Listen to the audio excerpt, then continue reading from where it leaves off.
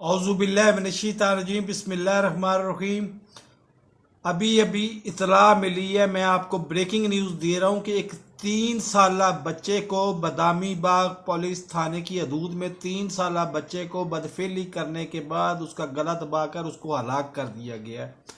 तो ये वो खबरें हैं जिसकी बुनियाद पे हम पूरी दुनिया में बदनाम हैं और पूरी दुनिया में हमारे सर शर्म से झुक जाते हैं।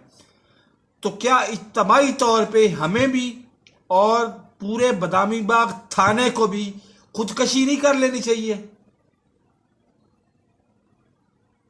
3 साल का मासूम फूल बदफेली के बाद कत्ल कर दिया गया।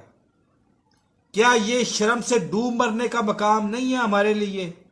और ये क्या नए आईजी, आने वाले नए आईजी साहब के लिए क्या कहती हैं वो,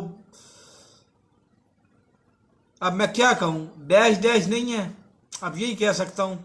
मेरे चैनल को सब्सक्राइब करें, साथ लगे बेल आइकन को दबा के ऑल नोटिफिकेशन को ऑन कर दें ताकि मेरी हर नई आने वाली वीडियो का नोटिफिकेशन आपको बर वक्त मिलता रहे। अल्लाह हाफिज़।